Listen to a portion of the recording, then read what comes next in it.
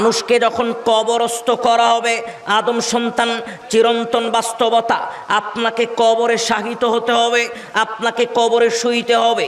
কিন্তু এই কবর সম্পর্কে আজকের মানুষ চিন্তা ভাবনা করে না, কিন্তু এই কবর নিয়ে আজকের মানুষ চিন্তা ভাবনা করে না। ভাইজান, আপনি কবর নিয়ে চিন্তা ভাবনা করেন না। এক মিনিট আপনাকে একটু বলি, ওসমান রাদিয়াল্লাহু আনহু ওয়াকাফা আলা কবরিন, কবরের পাশে দাঁড়িয়ে কান্নাকাটি করছেন। ওসমান রাদিয়াল্লাহু আনহু কবরের পাশে দাঁড়িয়ে কান্নাকাটি করছেন। হঠাৎ একজন সাহাবী এসে বলছেন, কি ব্যাপার, আপনি কবরের পাশে দাঁড়িয়ে কান্নাকাটি করছেন?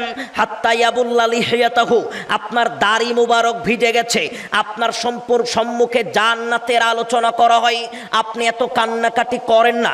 আপনার সম্মুখে জাহান্নামের আলোচনা করা হয়, কিন্তু আপনি এত কান্নাকাটি করেন না। ওরে ওসমান, আপনি যখনই কবরের পাশে দাঁড়ান তখন এত কান্নাকাটি কেন করেন? আপনাকে একটু বোঝার জন্য বলি ভাইজান, একটু মনোযোগী হবেন। আপনাকে বলি, আপনি সেই মানুষ যাকে কবরে শায়িত হতে হবে, আমিও সেই মানুষ যাকে কবরে শায়িত হতে হবে।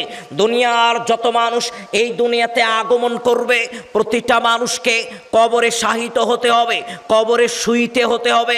ওরে আদম সন্তান ওসমান রাদিয়াল্লাহু আনহু কবরের পাশে দাঁড়িয়ে কান্নাকাটি করছেন।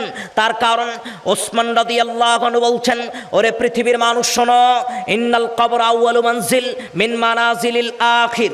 আল্লাহর নবী রাসূল সাল্লাল্লাহু আলাইহি ওয়াসাল্লাম বলছেন, ওরে পৃথিবীর মানুষ শোনো, দুনিয়ার মানুষ শোনো, কবর হচ্ছে প্রথম জায়গা।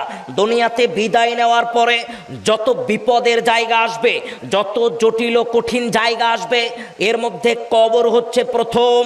দুনিয়াতে মানুষ যদি ওই পরকালের যাত্রা শুরু করার সময় কবরের প্রশ্নের জবাব যদি মানুষ দিতে পারে, তাহলে অন্যান্য স্থানে মানুষ সুন্দর করে পার হতে পারবে। কিন্তু কবরে যারা প্রশ্নের জবাব দিতে পারবে না, তারা পরকালীন জীবনে সফলতা পাবে না। প্রত্যেকটা স্তর, প্রত্যেকটা জায়গা তার জন্য জটিল ও কঠিন হবে।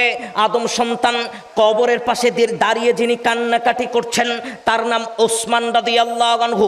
আয়েশা রাদিয়াল্লাহু আনহা বলছেন, পৃথিবীর মানুষ শোনো, একদিন আল্লাহর নবী শুয়ে আছে, কাপড়গুলো এদিক সেদিক হয়ে আছে, আল্লাহর নবী ঘরের ভিতরে শুয়ে আছেন। আবু বকর ঘরে প্রবেশ করতে চাইল, আল্লাহর নবী অনুমতি দিলেন।